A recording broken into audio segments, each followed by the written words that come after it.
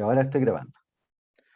Bueno, eh, antes que nada, algo que va a estar en mis clases, no puedo garantizarlo mucho para la profesora Marisol, se lo voy a proponer y ella verá si lo implementa o no, pero al menos para la clase de hoy día recibieron un, un email un poco misterioso de algo que subió el profesor, ¿ya? Y algo que yo creo que es importante que ustedes empiecen a entrenarlo desde ya, que es cómo aprender a tomar apuntes, ¿ya? Que es una habilidad que van a usar durante toda su docencia universitaria, toda la docencia que le va a tocar. Y yo, al menos en mis clases, a mí me gusta hacer esto, que es yo les entrego, es típico que los profesores, por ejemplo, entregan las diapos, ¿ya? Lo que se llama no sé cómo se dice en español, pero en inglés se dice el handout de las diapos, ¿ya? Que es simplemente las diapos con un texto al lado y ahí el estudiante toma apuntes, ¿ya? Ok, eso es una posibilidad. Este es un poquito más sofisticado y es una manera de tomar apuntes, es una metodología que es más o menos antigua, que se llama las Cornell Notes, o sea, las anotaciones de Cornell en referencia a la Universidad de Cornell, ¿ya? Que fue un investigador de esa universidad un profesor, un académico que se le ocurrió esta metodología, que consiste en lo siguiente. Ahora, en el, durante la clase, eh, obviamente ustedes están poniendo atención a lo que dice el profesor y eh, no es correcto hacer la manera de tomar apuntes, de anotar todo lo que dice el profesor porque hay un impedimento físico, no se puede, ¿ya? Entonces lo que uno trata de hacer, de poner atención al profesor, es ir anotando ideas y palabras breves y concisas, como dice aquí, durante la clase, ¿ya? Uno puede usar abreviaciones, qué sé yo, hacer lista de cosas que menciona el profesor.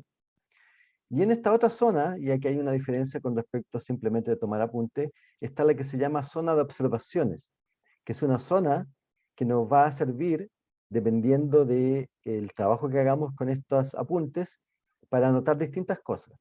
Entonces, por ejemplo, en este instante de la clase uno puede utilizarlo para anotar palabras claves, por ejemplo, ¿ya?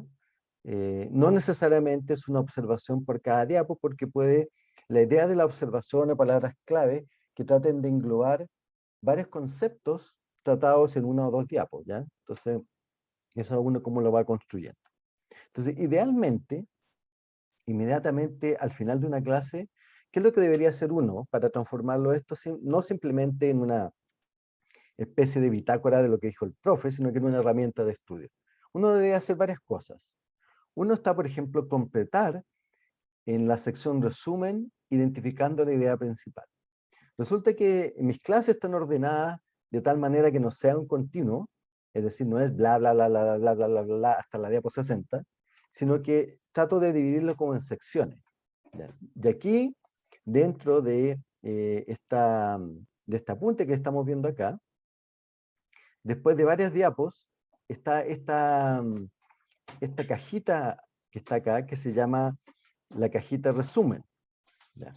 La idea de la cajita resumen, que ustedes al final de la clase, ya sea solos o en compañía de otros compañeros, pueden juntarse y decir, bueno, ¿cuál fue la idea principal de este texto aquí? ¿Ya? Y algunas ideas de tipo secundario que salen acá. ¿Ya? Entonces, idealmente, a ver, un segundito.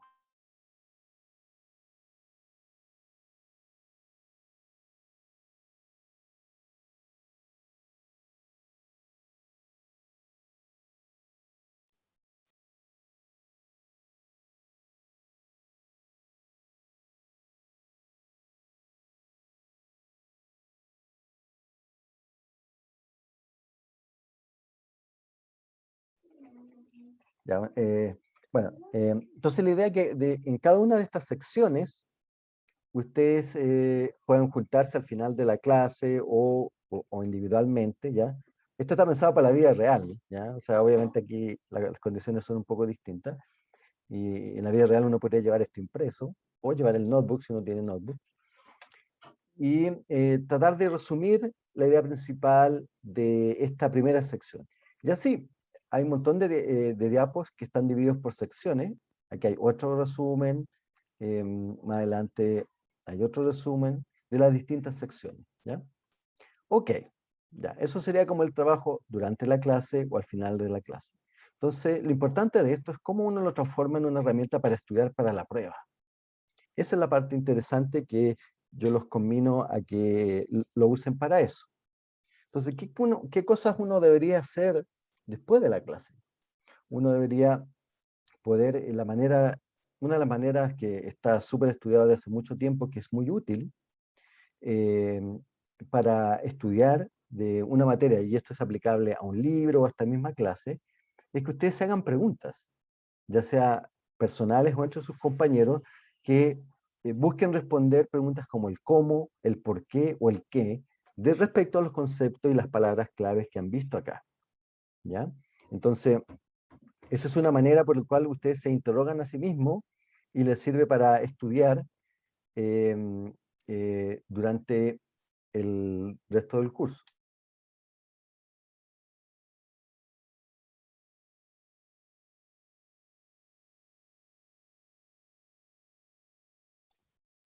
Entonces, y es una técnica muy interesante para poder estudiar, ¿ya? O sea, ustedes revisan su apunte, se generan preguntas a ustedes mismos y se las pueden preguntar entre los compañeros, ¿ya? Em, y, como dice aquí, para estudiar, y eso es útil para estudiar para la prueba de la unidad respectiva que nos va a tocar, ¿ya? Así que esto lo vamos a ver intensamente en mis clases, ya cuando les toque más adelante, van a tener este apunte para cada clase, ¿ya? Y si ustedes prefieren o lo imprimen los que les gusta tenerlo impreso, o lo usan aquí digital, o lo rellenan después, pero yo les recomiendo fuertemente que esta es una manera para estudiar, ¿ya? Es una manera que ustedes, que bastante antigua, conocida para poder estudiar para la prueba. ¿Y por qué es importante utilizar esta idea? Porque como vieron en el sitio web, muchas, em, eh, eh, hay varias pruebas durante el semestre que son para ejercitarse, que son pruebas de alternativas, ¿ya? Pero las alternativas tienen que ver mucho con manejar contenidos, qué sé yo, no tienen que ver mucho con la reflexión de la materia. Estas otras preguntas del cómo, por qué y qué tienen que ver más con la reflexión. Y ese es el tipo de preguntas que va a salir en la prueba, ¿ya? Porque la prueba va a ser solo desarrollo, no hay alternativas. Así que espero que les guste esta idea, espero que la pongan en práctica, ¿ya? Durante el semestre. Y, y eso les tengo que contar. Más que nada que la teoría de esto tienen que ponerlo en práctica. Y una manera que, si ustedes nunca han tomado apunte o tienen algunas costumbres que son más o menos malas, que es, por ejemplo, tienen las fotocopias de un libro y empiezan a destacar lo importante en amarillo, y al final queda como toda la página pintada en amarillo, ¿ya? Los textos, hoy por hoy, han cambiado un poco, los textos de estudio. Entonces, por ejemplo, ellos incorporan un poco este sistema de captar la idea principal. Están divididos como en secciones de una página, media página, ponen cuadritos donde destacan en una frase como la idea principal del texto que acaban de leer, que es el detalle de lo que uno se tiene que quedar, ¿ya? Entonces los textos hoy por hoy han ido cambiando, no son los textos en la época que yo estudiaba, que era puro texto plano. ¿Ya alguien levantó la mano por ahí? Max, dígame. Yo, profe, ¿dónde está esa plantilla? Está en la clase respectiva, se lo voy a mostrar. Ya ve que no lo encuentro, por favor. Pero no hay problema en mostrarle aquí. Uno se va al sitio web, ya aquí está el sitio web, y se va a esta primera unidad que se llama Origen del Universo y de la Vida, ya, que empieza con esta primera clase que se llama Las explicaciones científicas. Y ahí abajito del link al video está plantilla para tomar apuntes. ¿Ok? ¿Ya lo ubicaron? Sí, profe, muchas gracias. Ya. No hay problema. Bueno, entonces el día de hoy en estos 40 minutos que nos quedan, vamos a ir a lo que es la clase propiamente tal.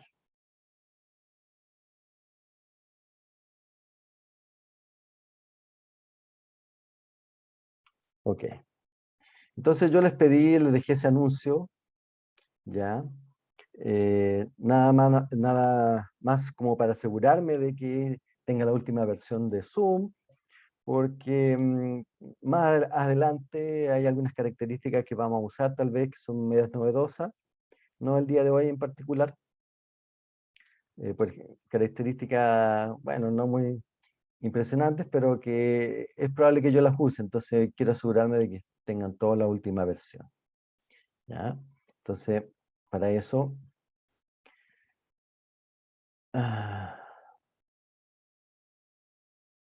ahora me demoré un poco, estoy abriendo las pantallas del chat y eso para ver cosas que me escriban. Y vamos a comenzar.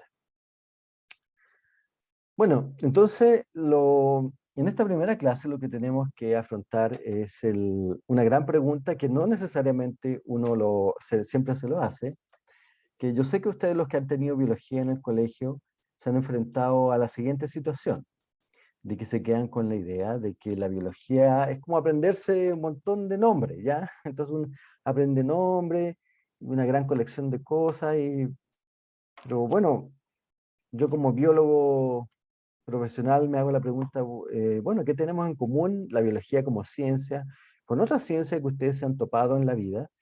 Y de qué maneras aprendemos entre todas ellas que hay un lenguaje en común, ¿ya?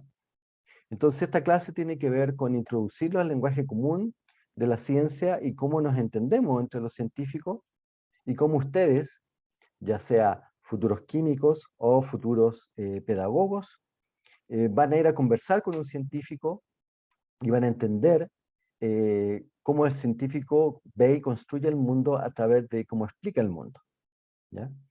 Y nos vamos a dar cuenta, y esa es la intención al final de esta clase, que en realidad lo que hacemos la gente de ciencia no es muy distinto de lo que hacemos cotidianamente, ¿ya?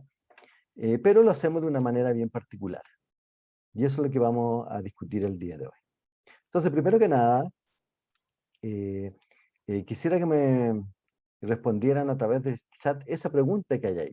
Si yo les hago la pregunta en este minuto, ¿qué es lo que es una explicación? ¿Qué es lo primero que se les viene a la mente? Favor de escribirme en su chat.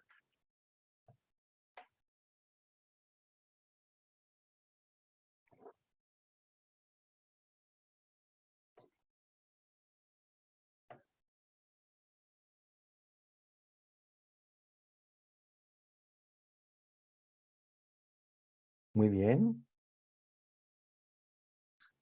Muy bien, la descripción de algo dicen por ahí. Ups, tengo que agrandar mi chat, ya está llegando muchas cosas. Respuesta, ay, un entendimiento. Ya, muy bien. Entonces, por ejemplo, ahí vamos a elegir al azar. Por ejemplo, Camila Parada, por favor, léanos una respuesta de alguno de sus compañeros que le parezca interesante de leer, aquí en el chat. Profesor, lo que pasa es que estoy teniendo problemas de conexión y estoy súper enferma, así que si es que me Hoy, podría exhibir. justo elegí. Ya, entonces, ok, adiós Camila, mejor ese. Estefanía Basaure, elija una respuesta de un compañero y léala aquí. ¿Cuál le llama la atención? ¿Se escuchan? ¿Sí? Ay, se me perdió. La tenía recién. Diga el nombre del compañero o compañera.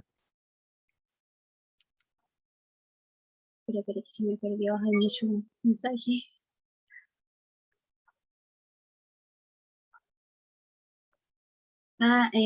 Me interesó la respuesta que dice de Rodrigo Muñoz, que dice una respuesta que tiene como objetivo dar a entender alguna temática. Ok, muy bien. Gracias, Estefanía. Isidora Alfaro, léame una respuesta que no sea la suya, que le parezca interesante. Ok, profe. Joaquín Baeza, la que puso él, que dice, una explicación es dar sentido. ¡Ay! Me acordé. Oye, por favor, Una- no se emocionen escribiendo que se le corrió a la compañera. Dice, una explicación es dar sentido a una respuesta de forma coherente. Eso es lo que creo, pone. Ya, muy bien, muchas gracias por leer. Y por último, don Jeremy Reynoso. Léanos una que nos le parezca interesante de la lista.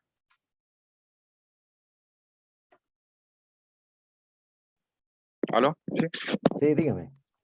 La de Ángel Valencia, que dice la manera de describir y dar respuestas sobre un tema o un hecho. Muy bien, muchas gracias. Gracias por leer. Ok. Entonces, este ejercicio lo hago todos los años. Siempre hay una gran diversidad de cosas, ¿ya? Entonces, tiene que ver con describir, con dar sentido, ¿ya? Entonces ahí veo un elemento un poco subjetivo que de dar sentido. Entonces vamos a ver un poco, ahondar en este tema de las explicaciones. Ya, entonces primero que nada tenemos que entender que hay una diferencia fundamental entre explicar algo y describir algo. De hecho, para los que tenemos hijos, nos llama mucho la atención que parece ser que esta habilidad de entender la diferencia entre una explicación y una descripción está muy arraigada en el ser humano. De hecho, es típico los que tenemos hijos que viene la edad de los por qué, ¿ya? Entonces, que los niños o niñas preguntan el porqué de las cosas, ¿ya?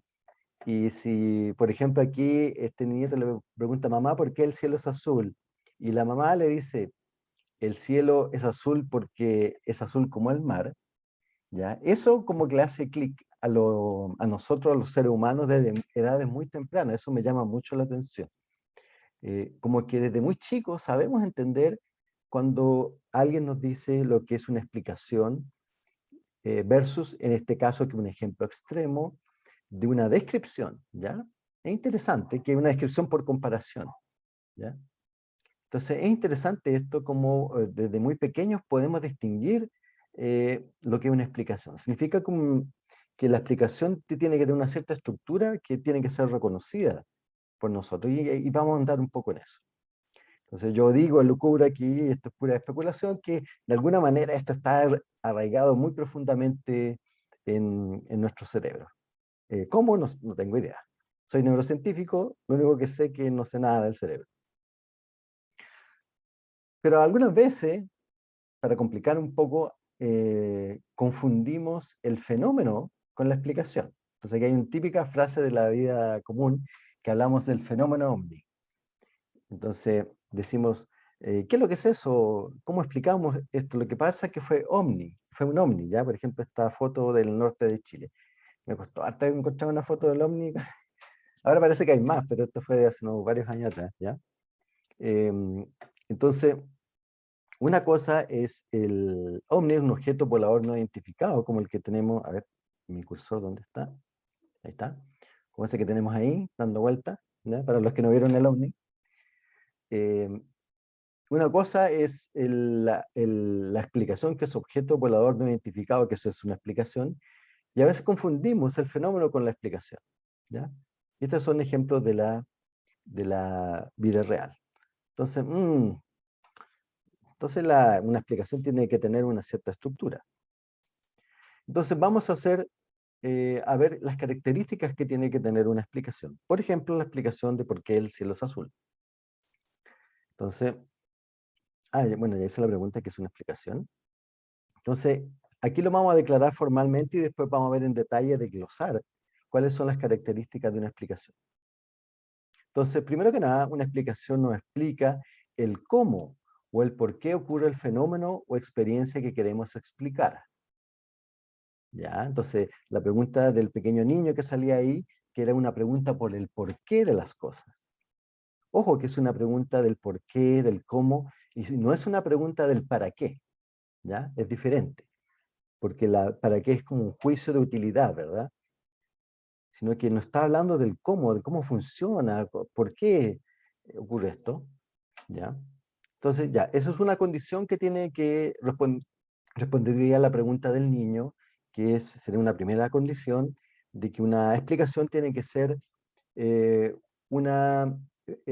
responde a una pregunta del cómo o del por qué. ¿De qué cosa? De un fenómeno o una experiencia que queremos explicar, que en este caso era el cielo azul.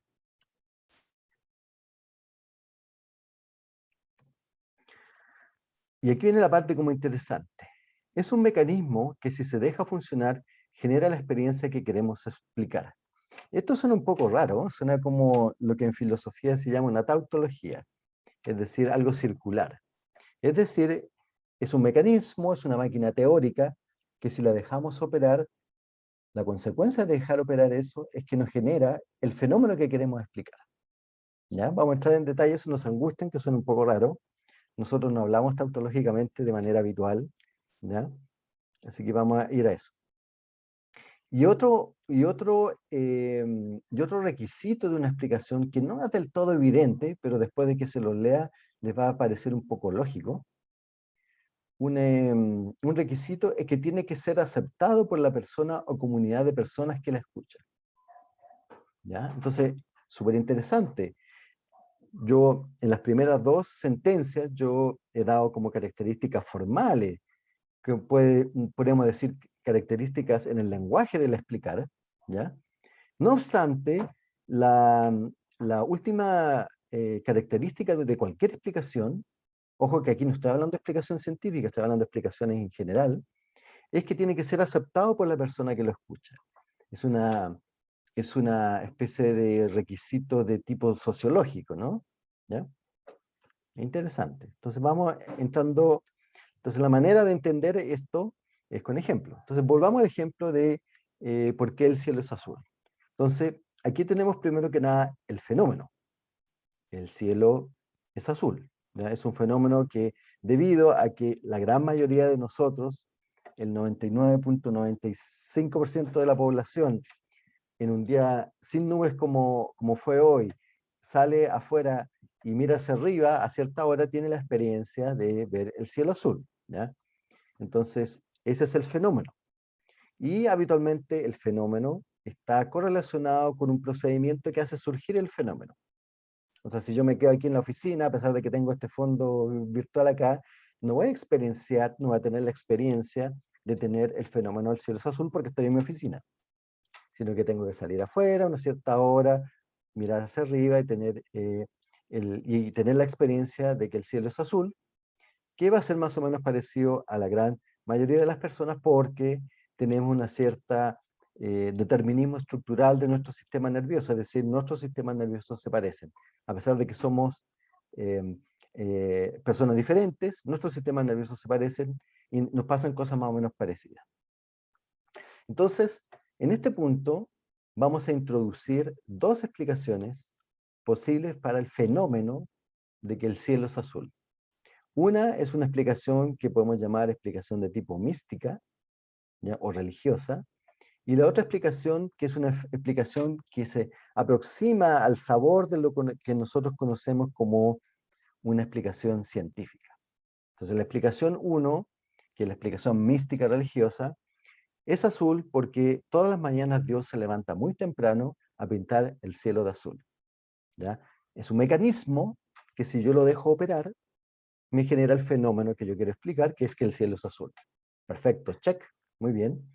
Explicación 2 es el llamado efecto Rayleigh, que es la dispersión de la luz en partículas pequeñas que selecciona diferencialmente la longitud de onda corta, en este caso la luz de color azul. ¿Ya? Entonces son dos mecanismos distintos por los cuales yo genero el mismo fenómeno.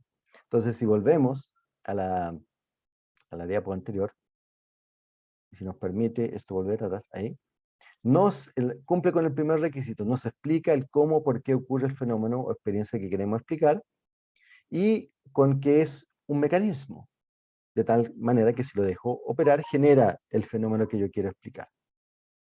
Entonces, vamos a hacer...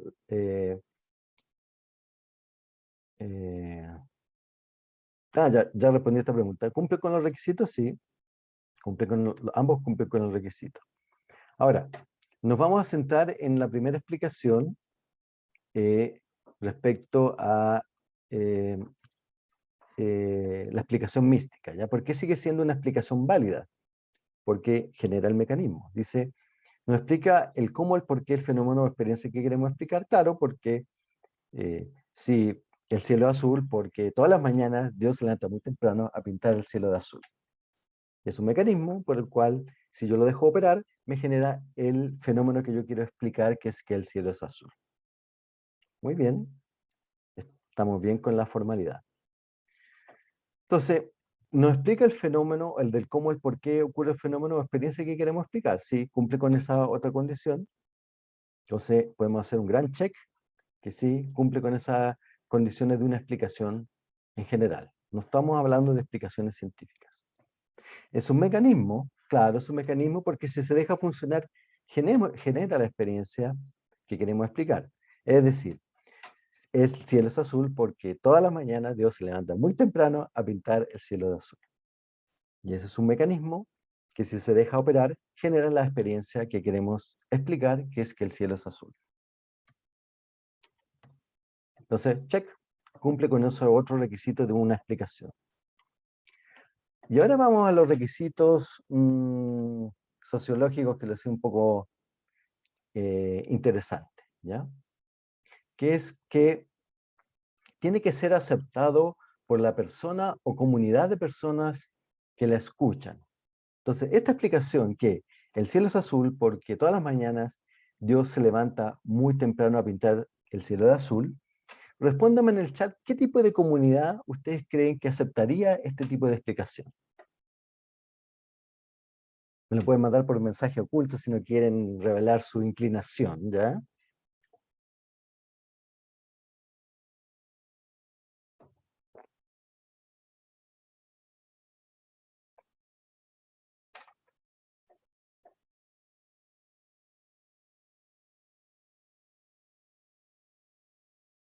Muy bien, gracias por su respuesta. Bueno, en general, la mayoría de las respuestas habla de que sería una comunidad de tipo religiosa que cree en un Dios, ¿ya?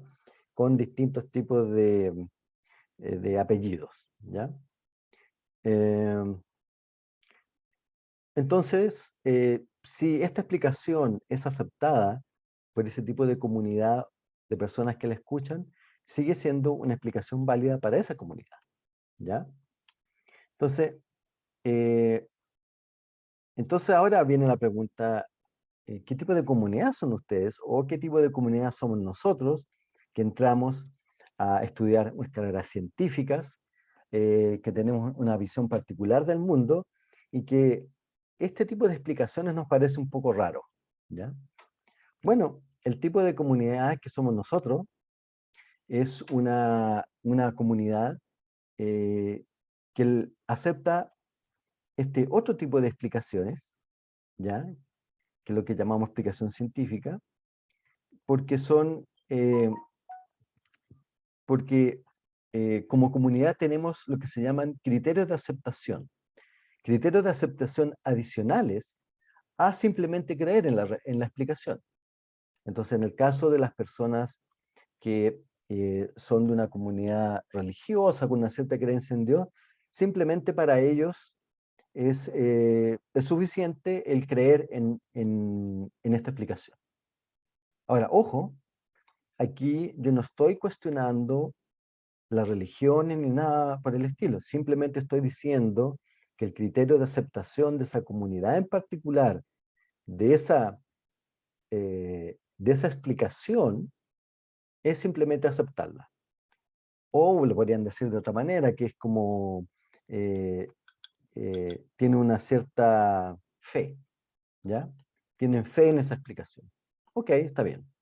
Pero nosotros no somos parte de esa comunidad y por lo tanto tenemos otro tipo de criterios de aceptar o no ese tipo de explicaciones. Aquí está, bueno, lo que acabo de decir, es simplemente creer en la explicación en esa comunidad. Y nosotros, de aquí les pongo una foto de nuestra querida Facultad de Química y Biología en época normal, ¿ya? Ahí ustedes deberían estar con sus delantalcitos blancos haciendo algún experimento y conversando con algún profesor en los amplios laboratorios de la facultad, ¿ya? Cosa que extrañamos todos. Y sí, muchas caritas tristes veo ahí en el chat, sí, yo también, carita triste.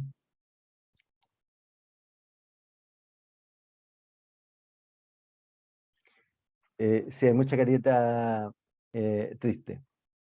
Entonces, somos una comunidad un poco distinta ya a la... em,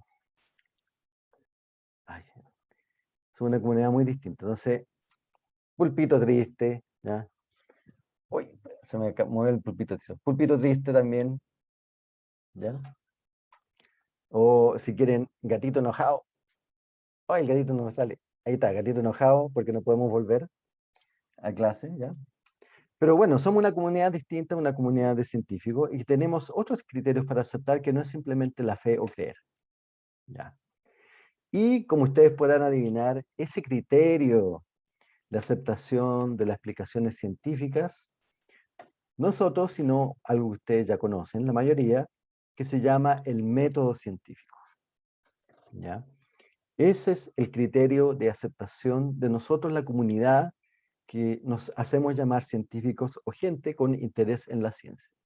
Entonces, nuevamente vuelvo a decir que, ojo, hay muchos problemas, especialmente en sociedades contemporáneas o en Chile en particular, de esta cosa de intolerancia, ¿ya? De que no, yo no creo en lo que tú estás diciendo, ¿ya?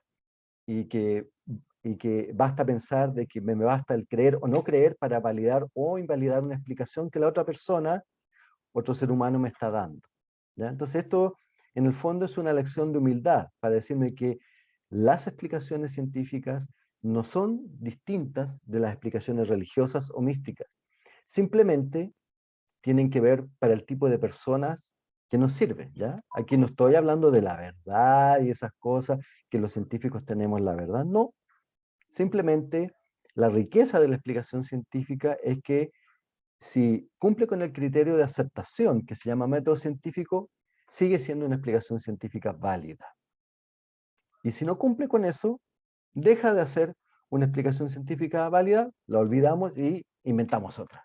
Y eso es todo el negocio de la ciencia, ¿ya? Inventar mecanismos explicativos de la experiencia cuyo criterio de validación es el método científico. Ahora, si ustedes entienden esto, en la vida de científicos les va a ir muy bien, ¿ya? Pero bueno, no les he contado la historia completa, que es el método científico, ¿ya? ¿Qué son esos criterios de aceptación de las explicaciones científicas, o de la explicación para que se transforme en una explicación científica? Y eso es lo que vamos a ver ahora.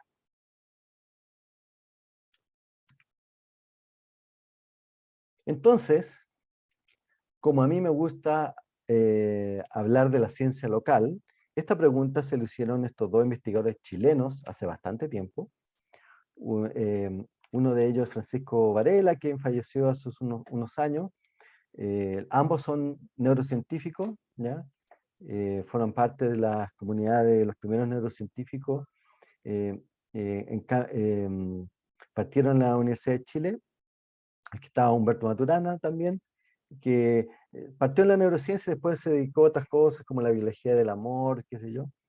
Yo tuve la suerte, o bueno, no sé si suerte, pero la circunstancia de formarme en mi formación de pregrado en la Universidad de Chile en el laboratorio del doctor Maturana, pero yo soy de la línea dura de ese laboratorio, ya no soy del amor y esas cosas, ¿ya?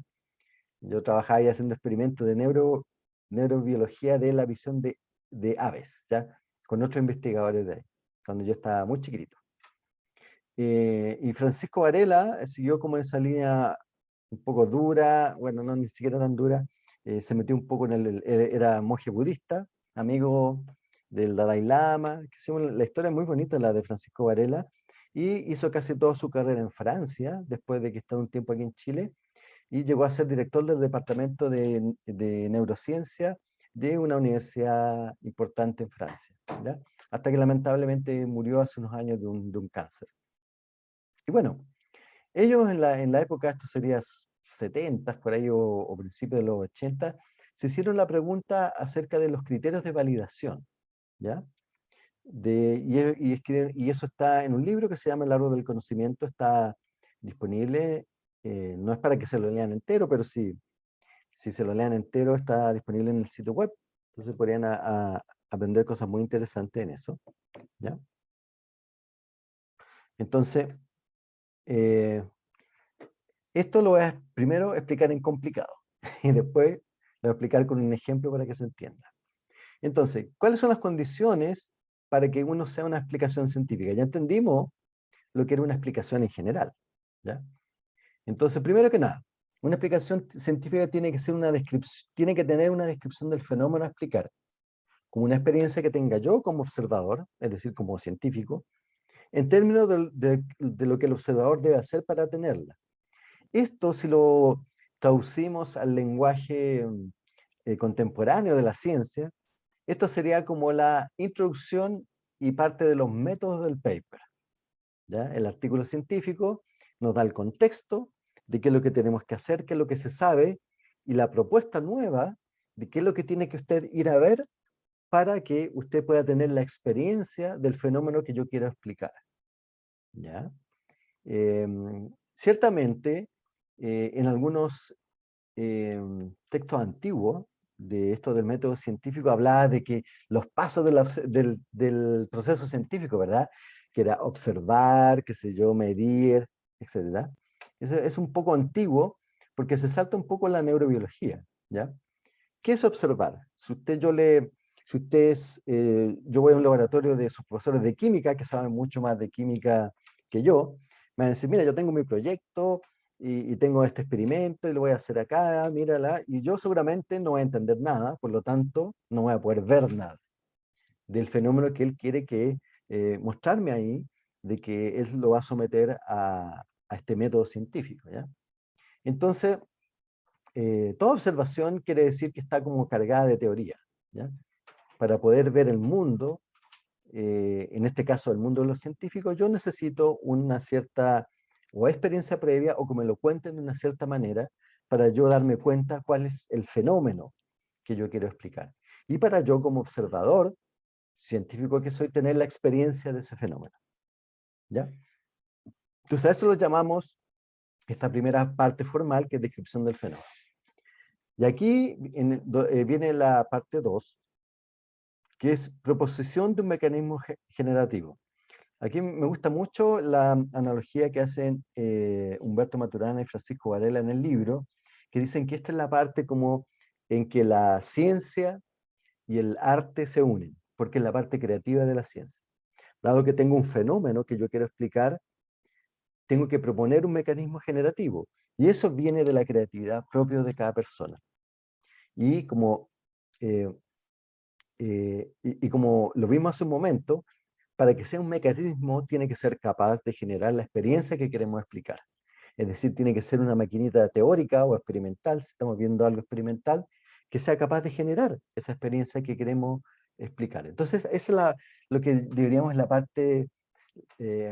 parte creativa, que es que poner a prueba este mecanismo. Ahora, esto en la mayoría de los textos científicos lo llamamos, este mecanismo generativo tiene otro nombre, que se llama la hipótesis, ¿ya? Magdalena tiene una pregunta. Ah, ya, es que se diría como la hipótesis, pero en el proponer el mecanismo generativo, en el caso, por ejemplo, que fuera teórico, para argumentar esta hipótesis, no, en este paso ya todavía no. No sé Ah, si me muy explico. interesante. No, ahí vamos. Ya, Ya vamos. Pero antes de ir a eso, me acabo de acordar de algo importante. Entonces, esto es lo que nos une también con otras disciplinas, porque ustedes se imaginarán, bueno, entonces, ¿cómo el método científico en las matemáticas, ¿no?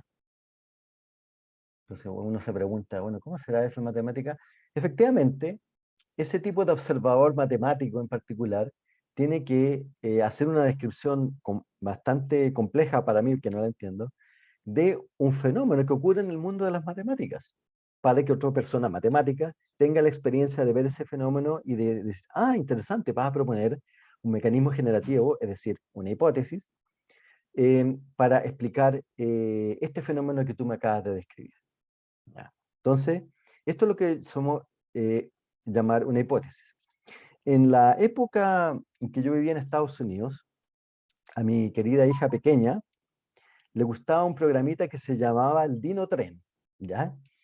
El Dinotren, que no sé si alguien tiene hermanos chicos, lo habrá visto, tenía el personaje principal, que era un tiranosaurio chiquitito, tenía una frase que me encantaba, ¿ya? Que decía, vamos a hacer una hipótesis.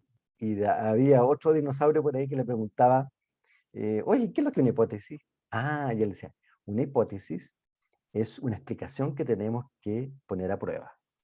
Ah, muy interesante. Entonces, el Dinotren sabía muchas ciencias. Bueno, de hecho, el equipo del Dinotren es un montón de paleontólogos súper locos, científicos, ya que se le ocurrió esta serie del Dinotren, que rompía las leyes del espacio-tiempo porque como que transitaban de distintas épocas geológicas, pero bueno, ahí se los dejo para que lo vean el Dinotren.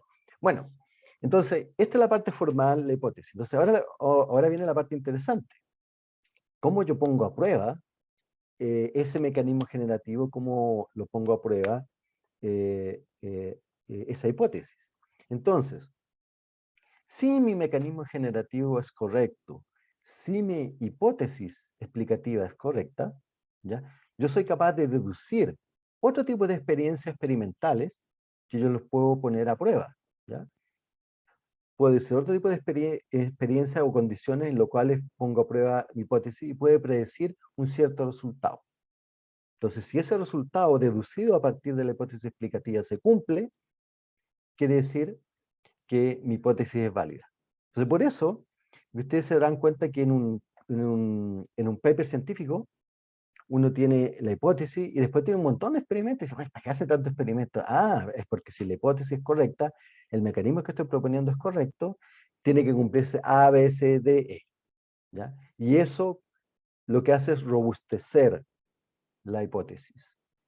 Es decir, mi hipótesis es sólida porque cuando yo la pongo a prueba, y de que si le hago esto, debería pasar esto, lo que pasa, si la hipótesis se sigue cumpliendo, entonces es una hipótesis correcta. Y eso lo llamamos que ha satisfecho este criterio de validación, por lo tanto es una explicación del tipo científica.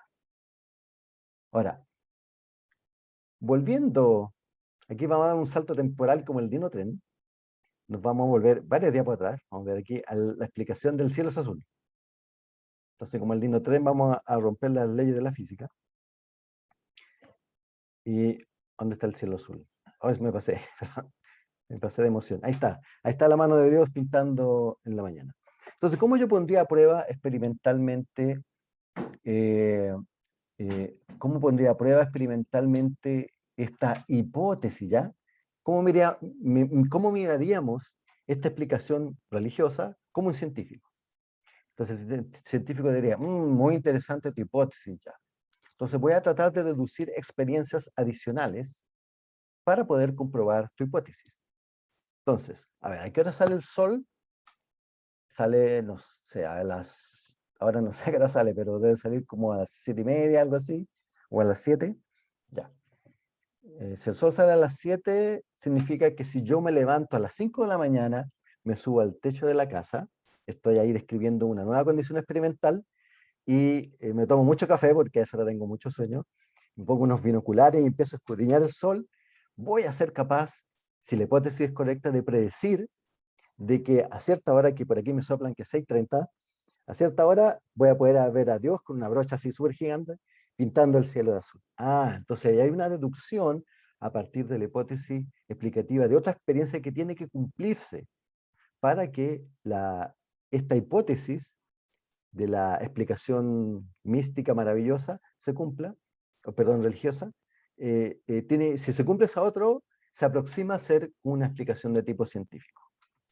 ¿Ya? La única vez que me levanté a las 5 de la mañana para ver un fenómeno astronómico fue hace muchos años atrás, cuando era chico, a ver el cometa Halley, y lo vi, ¿ya? Y no he vuelto a repetir esa experiencia a esa hora tan temprana. Pero yo les garantizo, sin necesidad de que mañana se levanten a las 5 de la mañana, que ese experimento no va a resultar, no van a ver a Dios pintando en el cielo de azul.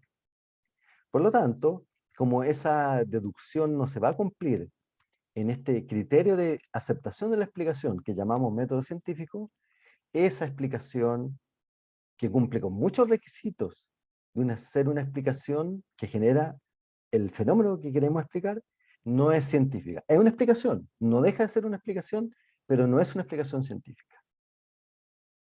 Ya.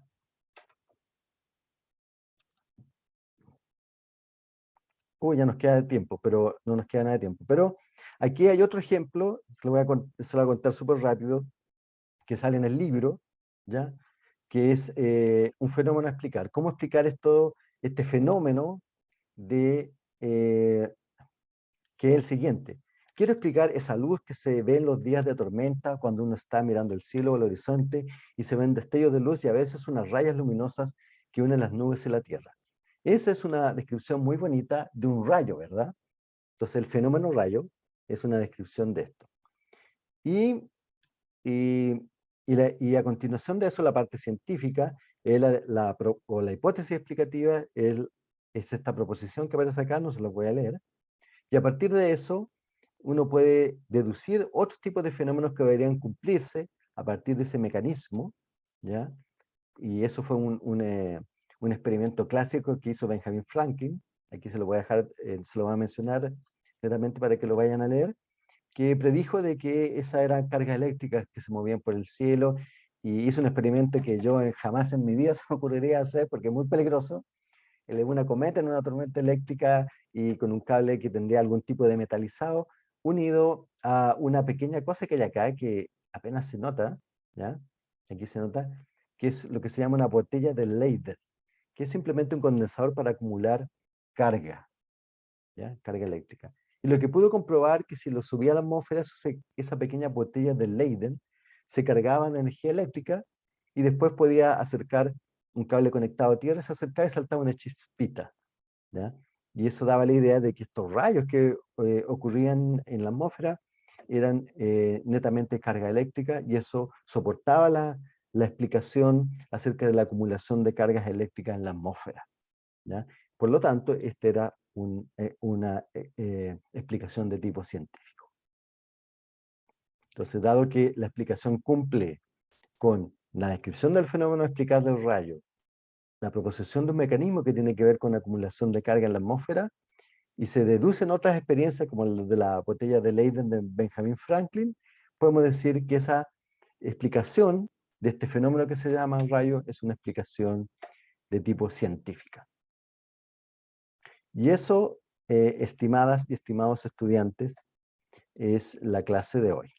Pero quedan algunas dudas, como por ejemplo, ¿cuál es la posición del investigador en esto? Porque nosotros somos parte del fenómeno, ¿verdad? Esto es algo que se llama la fenomenología, ¿ya? Como que nosotros también somos parte del experimento, ¿verdad? Y eso es como una nueva visión que se llama la fenomenología o la neurofenomenología, que nuestro sistema nervioso se encuentra con esto que llamamos realidad y genera los fenómenos. Entonces, algo muy interesante, ¿ya? Y lo que le decía al principio, que claro, como dice acá, toda observación está cargada de teoría, que quiere decir que muchas veces para tener la experiencia necesitamos manejar un marco teórico. Por eso que a veces, y eso le pasa mucho a los biólogos, pucha, tienen que pasar hartos años de hacer experimentos para que a ti se te ocurra una idea al año. ¿Sí? Pucha, una idea, después de aprender muchas cosas, con una idea al año, y con suerte con esa idea vives varios proyectos haciendo experimentos, ¿ya? Eso es muy común en la ciencia biológica. En las matemáticas o en la física se da mucho como para estas ideas a edad temprana. Pero en biología como que hay que acumular mucha experiencia para que se te ocurran mecanismos y ideas para poner a prueba, ¿ya? Bueno, y esto sería, jóvenes, la clase de hoy. Se pasó rápido, ¿ya? Pero esa era la intención, que fuera una clase bien rápido y dinámica. Entonces les dejo los apuntes para que los completen, ¿ya? En su casita, tomando el café, la once, ¿ya? Digo, qué interesante esto de las explicaciones científicas. Y de aquí en adelante, en lo que resta del curso, fíjense muy bien que cuando hablamos de distintas cosas, ¿dónde está el fenómeno? ¿Dónde está la explicación o hipótesis? Y cómo los autores a través de la historia de la biología han puesto a prueba esas explicaciones. Entonces, esto sería la clase de hoy, y aquellos que quieren quedarse con alguna pregunta adicional, se quedan a costa de su propio tiempo, ¿ya? Eso sería por mí, por el día de hoy.